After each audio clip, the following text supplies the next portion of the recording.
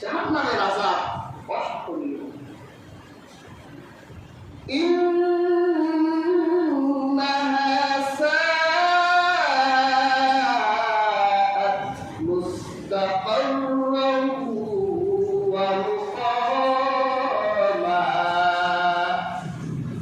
আল্লাহ বলেন আবাস আর অবস্থানের দিক থেকে জাহান্নাম কতই না মন্দ। এইভাবে আল্লাহ রহমানের বান্দা পরিচয় তুলে ধরছিলেন। আজকের আলোচিত আয়াতে আল্লাহ পাক রহমানের বান্দার আরেকটি পরিচয় তুলে ধরলেন।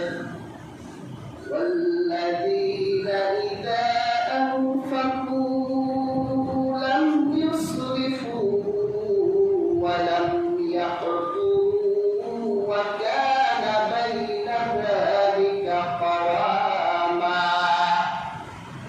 আল্লাহ পাক বলেন রহমানের বান্দারা যখন খরচ করে, দান করে, সদকা করে, তখন তারা অপচয় করে না, আবার কার্পণ্য করে না, দুটার মাঝখানে থাকে।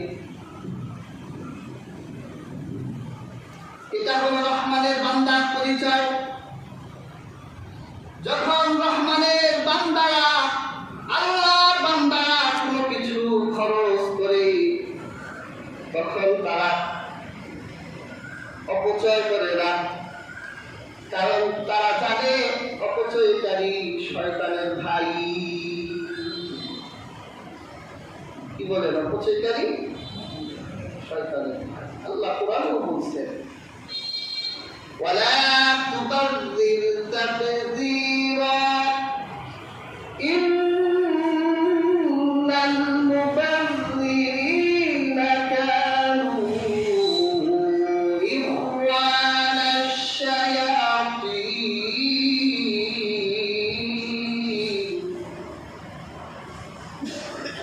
ইন্নাহু কানাশ শাইতানা লিরাব্বিহি কাফুরা ওয়া কানাশ শাইতানা লিরাব্বিহি কাফুরা। তোমরা অপব্যয় করো না, কারণ অপচয়কারী, অপব্যয়কারী শয়তানের ভাই, আর শয়তান তার রবের অকৃতজ্ঞ। রহমানের বান্দারা অপচয় করে না, কারণ তারা জানে অপচয়কারী শয়তানের ভাই। আবার তারা খরচ করার ক্ষেত্রে কার্পণ্য করে না। প্যার হাজিরিন, অপচয়কারী এই দুইটার মাঝখানে, রহমানের বান্দারা এই দুইটার মাঝখানে থাকে।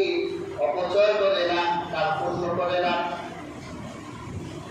প্যার হাজিরিন, অপচয় করাটাও অন্যায়, কার্পণ্য করাটাও অন্যায়। অপচয় জিনিসটা কি? মানুষ কখন অপচয় করে? মানুষ যখন অপচয় করতে শিখে, তখন তার হারাম এর দরজা খুলে যায়। দেখবেন হারামপন্থীরাই সবচেয়ে বেশি অপচয় করে, কারণ তাদের কাছে অপচয় করা হচ্ছে একটা ফ্যাশন।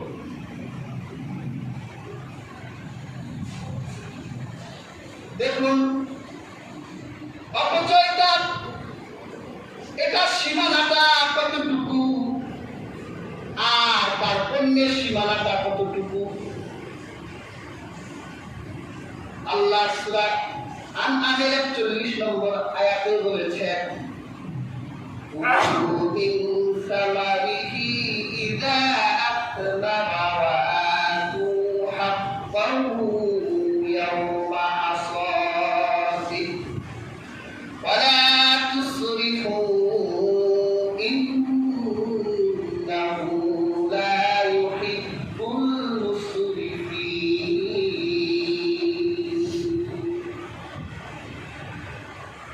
যখন তোমাদের ফলবান গাছে ফল পাড়ার সময় এসে যায়, তখন তোমরা সেই ফল পারো, খাও, কিন্তু অপচয় করো না। নিশ্চয়ই আল্লাহ অপচয়কারীকে ভালোবাসেন। এই আয়াতটা সাবাবুন নুজুল এসেছে। আল্লাহর হাবিবের একজন সাহাবী ছিলেন সাবিত বিন কায়েস রাদিয়াল্লাহু তাআলা আনহু। তিনি তার এমন একটা খেজুরের বাগান ছিল, ওই খেজুর বাগানে 500টা খেজুরের গাছ ছিল। 500 গাছ কত বিশাল গাছ। আমাদের দেশে রমজান মাসে খেজুর আসছে, এমন তো খেজুর ছিল 1200 টাকা 1500 টাকা কেজি। একটা গাছে কয় মণ খেজুর দেয়। আমাদের লোকরা যে আগে ধনী হতো, তার ধন ধনীর সাব্যস্ত হতো উটা খেজুর গাছ দিয়ে। সুবহানাল্লাহ। হাজির 500টি খেজুর গাছের মালিক, তার এক বাগানে কত খেজুর হলো। যখন খেজুর পাড়া মৌসুম এলো, খেজুরগুলো পেকে গেল, তিনি সাধারণ মানুষকে দাওয়াত দিলেন যে আমার কাছে খেজুরগুলো আমি পারবো, তোমরা আসবে, আমি তোমাদেরকে আমার কাছে খেজুর খেতে দিব।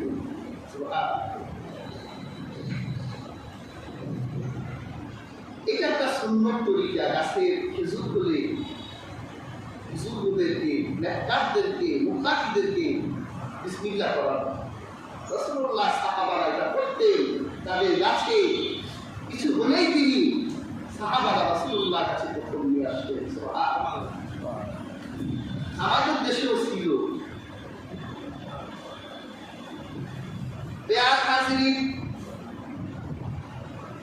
তিনি যখন তার খেজুর খাবার জন্য দাওয়াত দিলেন, আম দাওয়াত,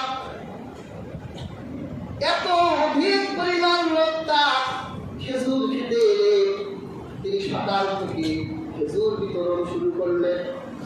সন্ধ্যা পর্যন্ত খেজুর খাওয়ালেন। এমন অবস্থা হলো যে তার ভান্ডে একটা খেজুরও আর অবশিষ্ট রইল না, সবগুলো খেজুর খাওয়াই হলো।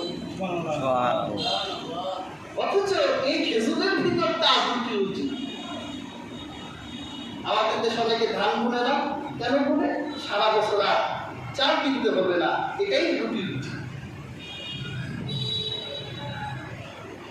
সন্ধ্যাবেলা ভান্ডের দিকে তাকিয়ে দেখে একটা খেজুর ভান্ডে নাই। এই খালি হাতে এখন বাড়ি ফিরলে সন্তানেরা খেজুরের অপেক্ষায়, স্ত্রী খেজুরের অপেক্ষায়। খালি হাতে বাড়ি গেলে সন্তানের মুখে একটা খেজুর তুলে দিতে পারবো না। আল্লাহ রাব্বুল আলামিন সূরা আন-নামের 41 নম্বর আয়াতটি নাযিল করলেন। আল্লাহ পাক বললেন,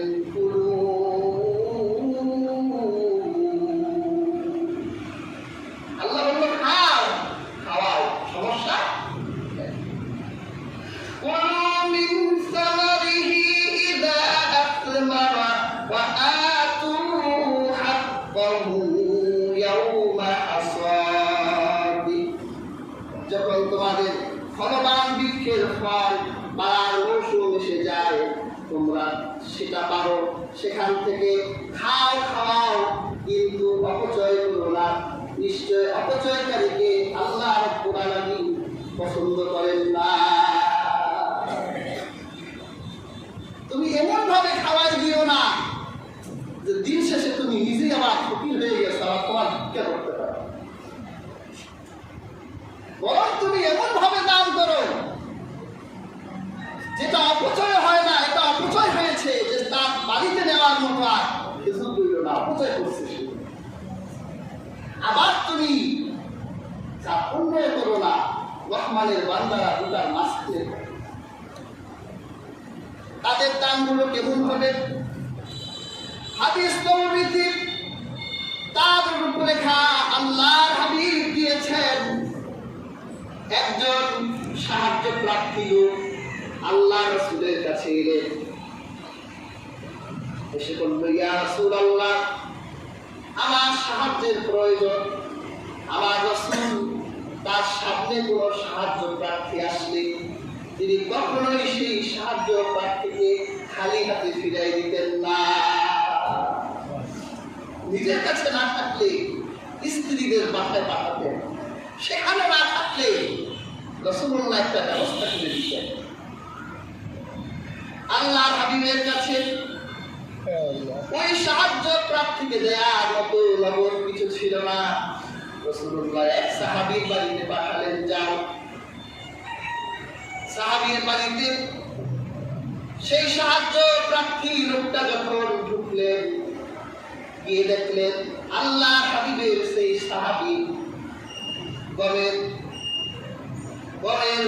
বীজগুলো পড়ে আছে, গমগুলো পড়ে আছে, আর সেই গমগুলো জমা করতেছে, একটা একটা করে জমা করছে।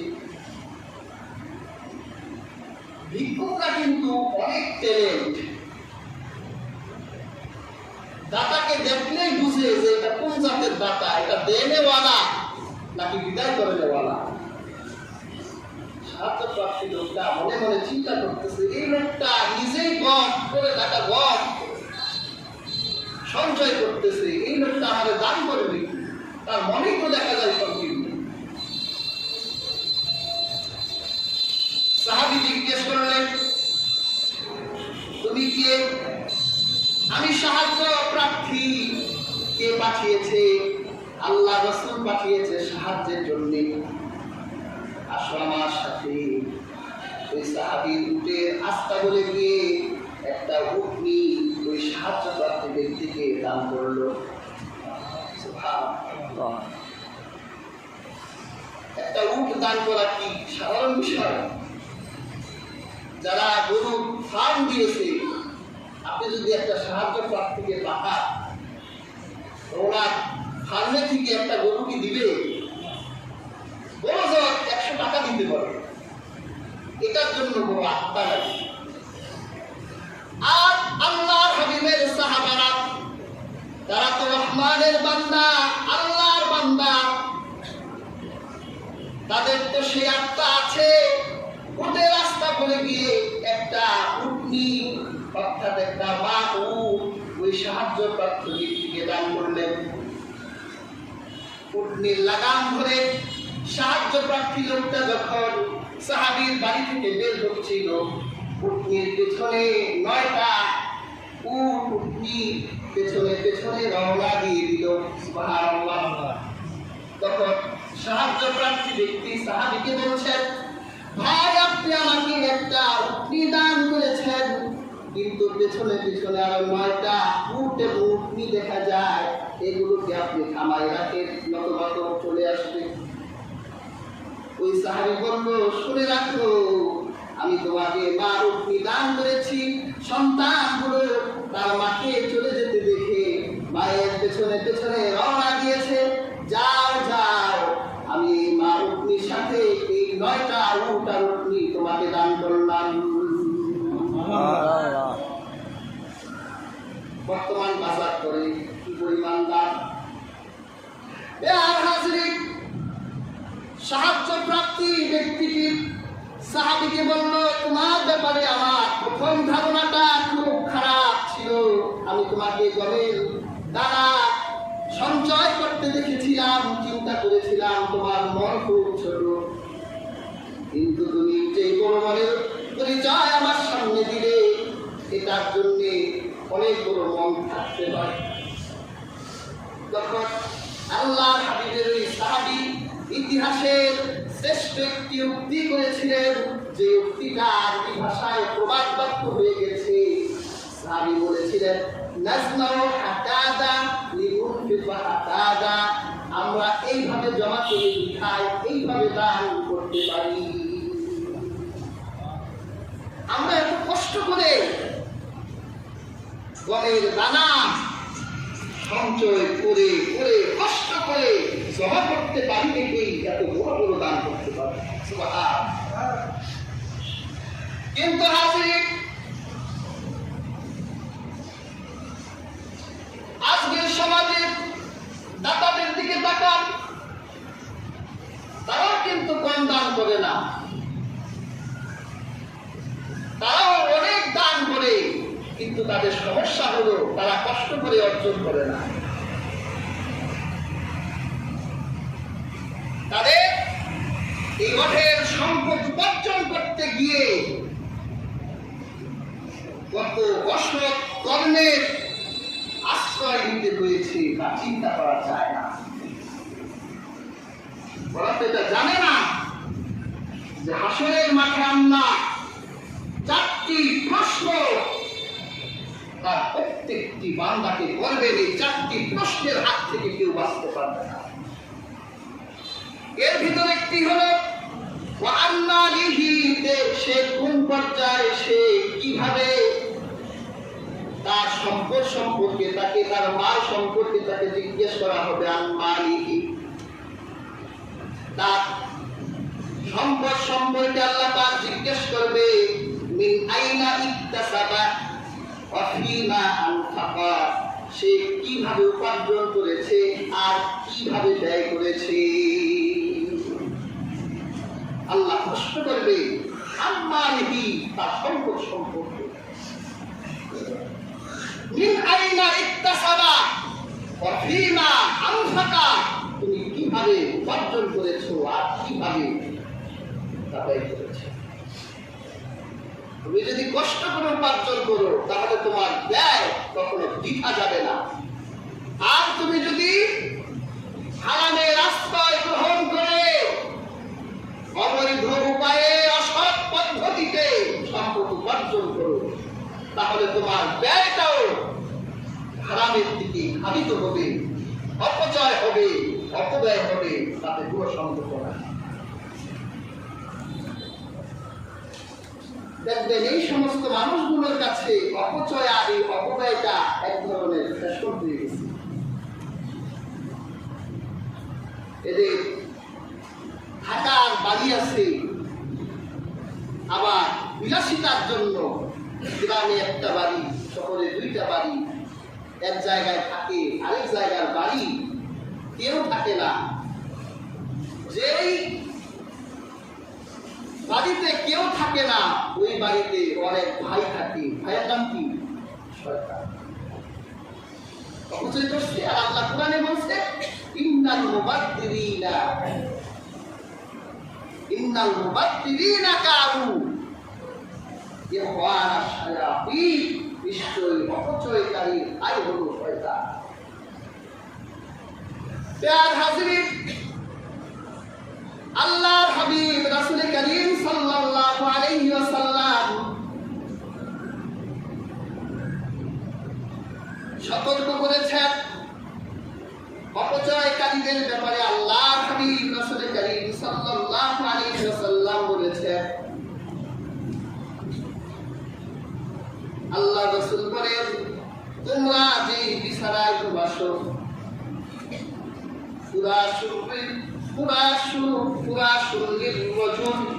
একটা বিছানা তোমার, আহলি আরেকটি বিছানা তোমার পরিবারের স্ত্রী সন্তানদের, আরেকটি বিছানা তোমার বাড়ির অতিথিদের। এরপর আল্লাহ হাবিব বলেছেন এরপর তোমার বাড়িতে যদি আরেকটা বেশি বিছানা থাকে তুমি মনে রেখো ওই বিছানাটা তোমার ভাই শয়তানি। বেডরুমে এখন বিছানার অভাব নাই, বিলাসিতার জন্য বানানো হয়েছে, নিজেও থাকে না, কাউকে থাকতে দেয় না, সেটা এভাবেই করে থাকে। এটা হচ্ছে অপব্যয়, আর এর হকদার হলো শয়তান। আর হাজিরি তা খুব জঘন্য অপরাধ, নগণ্য অপরাধ নয়। ইসলাম আপনাকে সাজসজ্জা গ্রহণ করতে বলছে, অথরিটি দিয়েছে। কোরআন শরীফে আল্লাহ আয়াত নাযিল করেছেন। সুবহানাল্লাহ। যেমন আল্লাহ রাব্বুল আলামিন বলেন, ইয়া বানি আদম খুযু সিনাতাকুম ইনদা কুল্লি মাসজিদিন ওয়া কুলু ওয়াশরাবু ওয়া লা তুসরিফু ইন্নাহু লা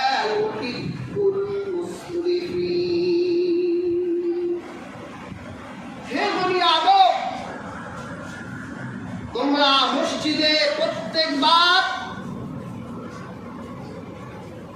শয্যা গ্রহণ করে ঢুকো, পান করো, অপচয় করো না। নিশ্চয়ই আল্লাহ পাক অপচয়কারীকে ভালোবাসেন। আপনি যখন মসজিদে আসবেন তখন সাজসজ্জা গ্রহণ করে আসবেন। আল্লাহর ঘরে আসছেন, আপনি সাজসজ্জা কোথায় থাকে আর কোথায় করেন?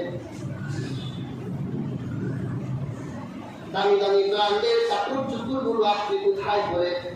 শ্বশুর বাড়ি থাকলে শ্বশুর বাড়ি করে, কারণ শ্বশুর বাড়িতে শালা-শালি আছে, ওখানে যদি একটা নরমাল পোশাক পরে যায় তাহলে দুলাভাইয়ের ইজ্জত থাকে না। মেহমানদের বাড়ি গেলে সাজসজ্জা গ্রহণ করে, আবার যখন কক্সবাজার ভ্রমণে যায় ব্র্যান্ডের দামি পোশাকটা পরে যায়।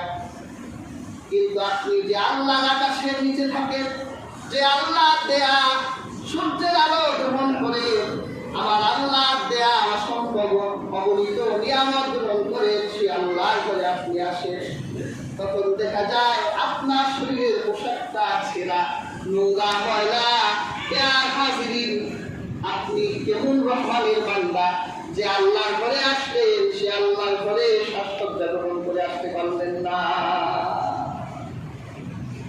অথচ আল্লাহ বনি আদমকে হুকুম করলেন, ইয়া বনি আদম খুযু যিনাতাকুম ইনদা কুল্লি মসজিদ। তুমি প্রত্যেকবার মসজিদে যাওয়ার সময় এ বনি আদম সাজসজ্জা গ্রহণ করে তুমি মসজিদে যাও। সুবহানাল্লাহ। কারণ মুসল্লিরা তো আল্লাহর মেহমান, আল্লাহর ঘরে আসছে। মেহমান একটু দামি পোশাক পরে আসবে না, কিন্তু যেখানে আপনার খরচ করার কথা আপনি সেখানে খরচ করেন না, যেখানে খরচ করার কথা না সেখানে অপচয় অপব্যয় করছে। এগুলো কত ক্ষতি যে হচ্ছে তা আপনি চিন্তাও করতে পারছেন না। প্যার হাজির, অপচয় কিন্তু শুধুমাত্র আখিরাতেই আল্লাহর সামনে পরিণাম খারাপ হবে এইরকম না। অপচয়কারী দুনিয়ায় ক্ষতি করছে, আবার অপচয়কারী তার অপচয়ের কারণে আমার আল্লাহ ইনসাফের আদালতেও এর পরিণাম ভোগ করবে। সব কিছুতে অপচয় আছে, সব কিছুতে।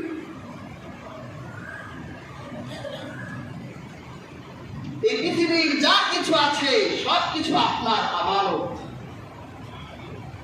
এগুলো ভোগ করার অধিকার মানুষের মালিক আল্লাহ তাকে দিয়েছে। কিন্তু আপনি পাওয়ার পরে আপনি যে অপচয় করবেন এটা কিন্তু আপনার আছে, এজন্য আপনি অপচয় করবেন। এটা বড় অন্যায়, এটা রহমানের বান্দাদের পরিচয় হতে পারে না। দেখেন আল্লাহ পাক আমাদেরকে পানি দিয়েছে, পানি। আমরা তো পানির মূল্য বুঝি না, শুধু এতটুকু জানি যে পানির অপর নাম জীবন। এই যে আমরা যে স্বাদু পানি খাই, জানেন এই পৃথিবীতে স্বাদু পানি কতটুকু আছে? বিজ্ঞান বলছে যে সারা পৃথিবীতে যত পানি আছে এর 85% পানি হচ্ছে নোনা পানি। সারা পৃথিবীতে, শুধু বাংলাদেশ না। আমি বাংলাদেশের অনেক প্রত্যন্ত অঞ্চলে মাফি করি। এই যে আমাদের বর্তমান পদ্মা সেতু গভর্নমেন্টের প্রধান যিনি ইঞ্জিনিয়ার, আমি ওনার বাড়ি নওগাঁর একটা মাহফিলে উনি আমাকে নিয়ে গেল ট্রেনে করে। ওনার এলাকায় গিয়ে রান্না করছে আমাদের জন্য পোলাও, কোরমা। এখন পোলার দিকে তাকাই দেখি পোলাও লাল হয়ে গেছে। বললাম পোলাও লাল কেন? বলে হুজুর এলাকার বাড়িতে এত আয়োজন, যাই রান্না করি সব লাল হয়ে যায়। টিউবওয়েল থেকে পানি আসছে, পানি 2 মিনিটের মধ্যে রংসার মতো লাল হয়ে গেছে। পানি যে কত বড় বড় নিয়ামত, তাদের এলাকায় গেলে বুঝবেন যে পানিটা কত বড় নিয়ামত। সারা পৃথিবী 100 ভাগ পানির ভিতর বিজ্ঞান বলছে 85 ভাগ পানি হচ্ছে লোনা পানি, 5 ভাগ পানি বরফ। আপনি অ্যান্টার্কটিকা দেশগুলোর দিকে তাকান, দেখবেন যে নদীগুলিও বরফ হয়ে গেছে। আর 10 ভাগ পানি স্বাদু পানি গোটা পৃথিবীতে ছড়ানো। আল্লাহ কত বড় একটা নিয়ামত দিয়েছে এই উপমহাদেশের মানুষকে। এই উপমহাদেশে আল্লাহ অনেক বেশি স্বাদু পানির ফোয়ারা রেখে দিয়েছে, কিন্তু এর ব্যবহার আমরা কতটুকু যথার্থভাবে করছি। ইবাদতের জন্য আসবে, ওযু করবে, এখানে অপচয় হয় না? পানি লাগবে 1 লিটার 2 লিটার ওযু করতে, কিন্তু আপনি টিউবের সাথে 10 লিটার এমনি করে, তাহলে এটা কি অপচয় না? মিশকাতুল মাসাবিহ কিতাবুল উযুতে, কিতাবুত তাহারাতের বাবুল উযুতে একটি হাদিস আল্লাহ হাবিব আপনাদেরকে শোনাই। এই হাদিসের রাবী হযরত আমর বিন আস রাদিয়াল্লাহু তাআলা আনহু, তিনি বলেন আল্লাহ হাবিব একদিন আল্লাহ রাসূলের সাহাবী হযরত সাদ বিন আবু ওয়াক্কাস রাদিয়াল্লাহু তাআলা আনহু উযু ছিলেন। আর রাসূলুল্লাহ সাদ বিন আবু ওয়াক্কাসের পাশ দিয়ে যাচ্ছিলেন। তখন আল্লাহ হাবিব হযরত সাদকে ডেকে বললেন, মা হাযা সারাফ ইয়া সাদ, হে সাদ তুমি ওযুর ভিতর অপচয় করছো কেন? হযরত সাদ বললেন, আফিল উযুই সারাফ, হে আল্লাহ রাসূল ওযুতেও কি অপচয় হয় নাকি? আল্লাহ হাবিব বললেন, নাআম ওয়া ইন কুনতা আলা নাহরিন জাত, শুনে রেখো যদি তুমি প্রবাহিত নদীতে ওযু করতে নামো আর সেখানেও যদি তুমি প্রয়োজনের বেশি পানি খরচ করো, তাহলে প্রবাহিত নদীর ভিতরেও অপচয়। তোমার যতটুকু পানি লাগবে ঠিক ততটুকু পানি তুমি ব্যবহার করো। আর রাসূলুল্লাহ সাল্লাল্লাহু আলাইহি ওয়াসাল্লাম তো তাই করতেন। হাদিসের কিতাবে এসেছে হযরত আনাস বিন মালিক রাদিয়াল্লাহু তাআলা আনহু হাদিসের রাবী, তিনি বলেন ইয়াতাওয়াদ্দাউ বিল মুদ্দি ওয়া ইয়াত্তাসিলু বিস-সা'i ইলা 5 আমদাদ। আল্লাহ হাবিব যখন ওযু করতেন তার ওযুর পানিতে 1 মুদ পানি খরচ হতো। 1 মুদে কতটুকু? 1 লিটারে একটু বেশি। রাসূলুল্লাহ 1 লিটারে একটু বেশি পানিতে তিনি ওযু করতেন। সুবহানাল্লাহ। আর গোসলে কতটুকু খরচ করতেন? ওয়ায়াত্তাসিলু বিস-সা'i ইলা 5 আমদাদ। আল্লাহ হাবিব 5 মুদ পানি দিয়ে গোসল করতেন। প্রায় 6 লিটার পানিতে রাসূলুল্লাহ গোসল করতেন। আর আমরা তো গোসল করতে গেলে কত শত লিটার পানি খরচ করছি, তারপরেও গোসল হয় না।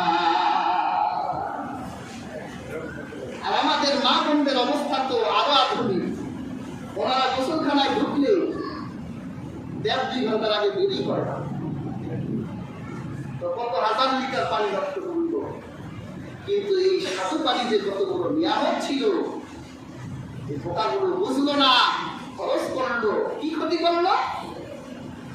বিজ্ঞান বলছে যে পানি মাটির নিচে পানির স্তর যখন কমে যায় তখন মাটি ভূগর্ভের দিকে ধাবিত হয়, এতে ভূমিকম্প সৃষ্টি হয়। এই যে আজকে পৃথিবী যে এত উত্তপ্ত, এত বিপর্যস্ত এই পৃথিবী, আপনার কাছে কি মনে হয় যেটা নিছক আল্লাহর গজব? আর এই গজবের মধ্যে আমাদের জন্য কোনো দায়বদ্ধতা নাই? আমরা এই জন্য দায়বদ্ধ কারণ এই পৃথিবীকে আমরাই হুমকির মুখে ফেলে দিয়েছি। এই জন্য আল্লাহ আমাদের হাতের কামাই হিসেবে তিনি আমাদের জন্য এই বিপর্যয় রাস্তা করেছেন। ظهر الفساد في البر والبحر بما كسبت أيدي الناس ليذيقهم بعض الذي عملوا لعلهم يرجعون জলস্তরের যে বিপর্যয় প্রকাশিত হয় এগুলো তোমাদের হাতের কামাই। তোমাদের পাপগুলোর মধ্য থেকে খুব অল্প সংখ্যক পাপের কারণে আমি তোমাদের এর সাথ প্রসাদন করাই, যাতে তোমরা আমার কাছে ফিরে আসো। এই জন্যই তো আল্লাহ জাহান্নামের দরজা খুলে জাহান্নামকে বলছে যে এবারের নিঃশ্বাসটা একটু জোরে সরে দিন। আজকে আমাদের অপরাধের কারণে আমাদের আকাশে মেঘ নাই, পানি দূর হয়ে গেছে। আমাদের গাছের পাখিগুলো আমাদের অন্যায়ের কারণে আমাদের পাখিগুলো কষ্ট পাচ্ছে।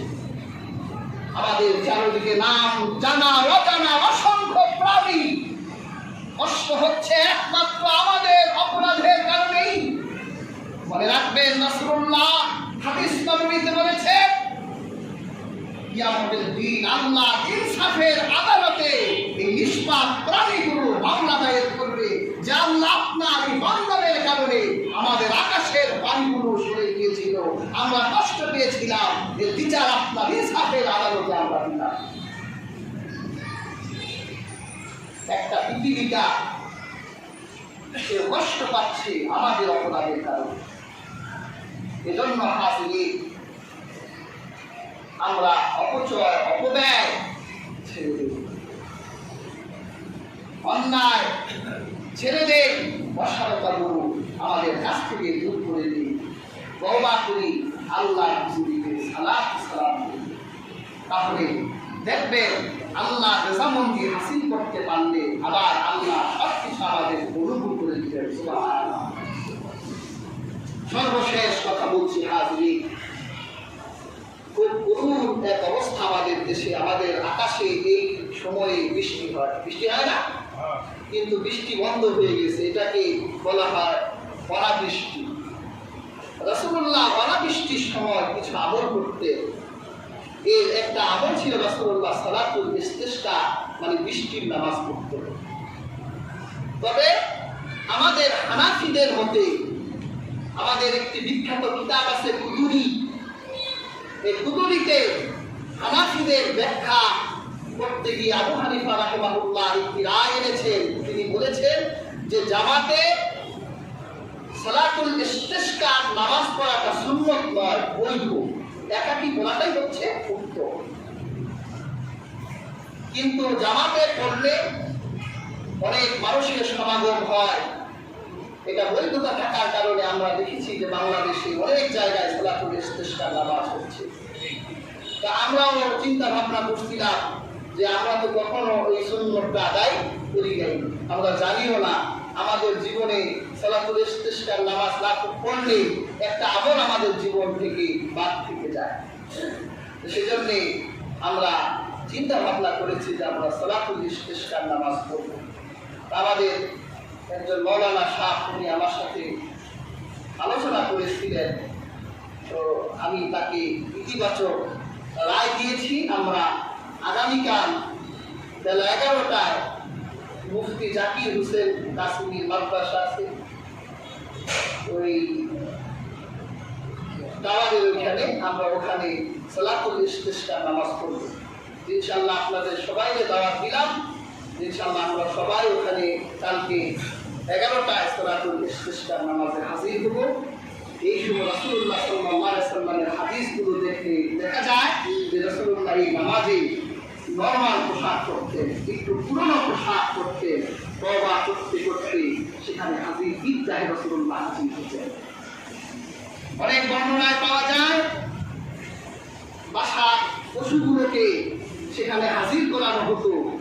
এরপর তওবা ইস্তেগফার নামাজের পরে আল্লাহর কাছে হাত তুলে দোয়া করতো যে হে আল্লাহ, এই যে আমাদের প্রাণীগুলো আজকে এই অনাবৃষ্টির কারণে তারা কষ্ট পাচ্ছে, আল্লাহ আমাদের শিশুগুলো কষ্ট পাচ্ছে, আল্লাহ আপনি এদের উসিলায়, আপনার নেককার বান্দাদের উসিলায় আপনি আমাদের আকাশে নিয়ে এইভাবে রাসূলুল্লাহ আমল ছিল।